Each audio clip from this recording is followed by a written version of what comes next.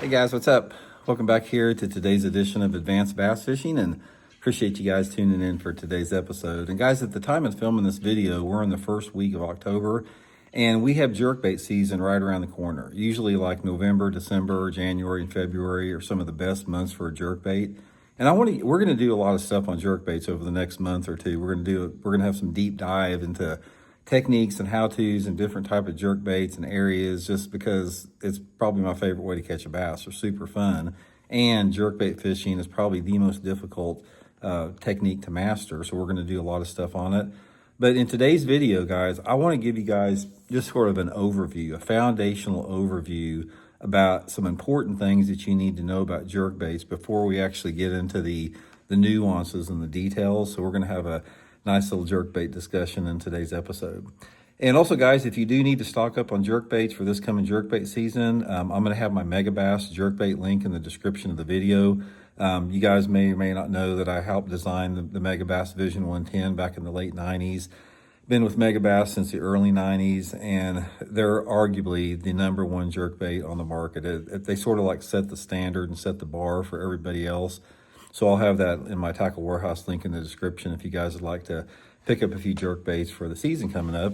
And also, guys, real quick, if you'd like to book an on-the-water lesson with me for jerkbait fishing, you can do that by going to my Facebook page, Randy Blaukat Professional Angler, and just shoot me a private message for details on that. Appreciate it. Okay, one of the things that I was really fortunate about is I grew up here in the Missouri Ozarks, and this is where jerkbait fishing started. The Missouri Ozarks was the birthplace of the modern day jerkbait technique of fishing suspended type jerkbaits. I mean, this is where it all started. It all started out with guys using the old Rebel spoonbill minnow and putting solder on the hooks to make it suspend because the thing floated real fast. And that was the beginning of it. And we've seen a lot of evolutions in jerkbaits. We've seen a lot of improvements, and the modern day jerkbait, like the Megabass Vision 110, it's literally like a space rocket versus a horse and buggy in terms of the advancements of that, as far as the components and everything that goes into them. So we've really got a lot of good lures now as far as jerkbaits to catch fish in. So what I want to do is I want to talk about some things, some basic foundational knowledge that you need to know about jerkbait fishing to be successful at it before we get into the other deals. So first of all, the reason a jerkbait is probably the most difficult technique to master is that a jerkbait does not have any action on its own. I'm not saying you can't catch one, but it's next to impossible just to throw a jerkbait out there and reel it in like a crankbait or a spinnerbait and catch a fish. You have to manipulate and you have to put action on that jerkbait to make it dart and come alive. So therefore, mastering that manipulation and that cadence and that retrieve, it takes a lot of practice. It takes a lot of study. It takes a lot of on-the-water time. Watching my jerkbait videos, if you go back in my playlist, you can see a lot of stuff on there. But that's why it's so difficult, is because you have to actually trick the fish in by the action you put on the lure, and there's a billion other variables that go with that. So some of the things I want to I want to sort of get it into your mind a little bit before jerkbait fishing starts, is the fact that generating that strike from a jerkbait, and that's what I want to talk about, is the strike generation criteria, has to do with a lot of different things. How the fish want a jerkbait worked. In other words, in terms of how fast you jerk it, how quick the pauses are, how forceful the pauses are, how forceful the jerks are, how long or how short the pauses are. All that is dependent upon a lot of different variables. You've got your water clarity, you've got your water temperature, you've got the species of bass, you've got the mood and personality of the bass.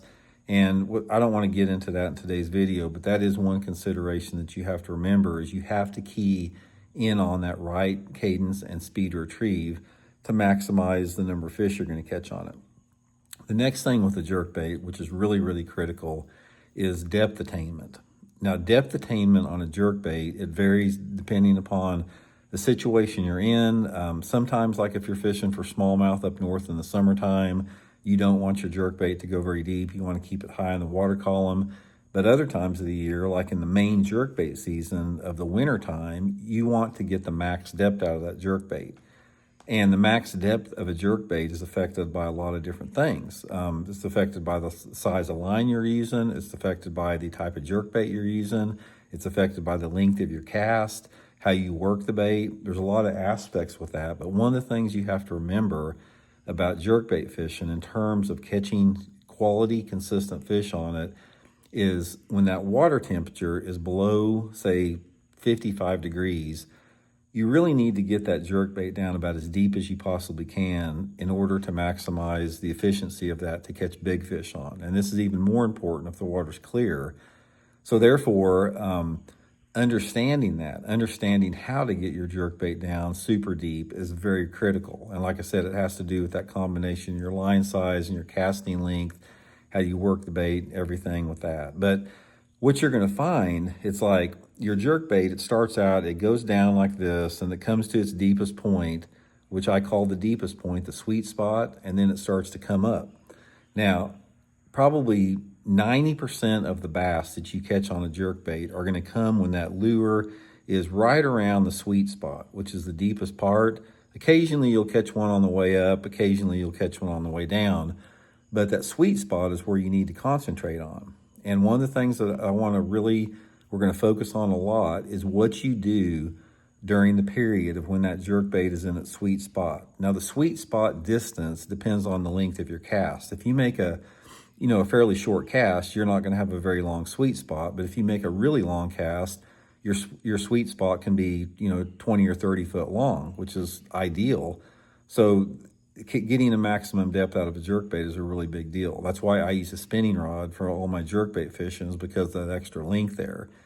And then, and we'll talk about this in later videos, but how you manipulate that lure and how you twitch it and work it and pause it and everything has a lot to do with how many fish you're going to catch once it's in that sweet spot there. So that's another thing to sort of remember on today's video here.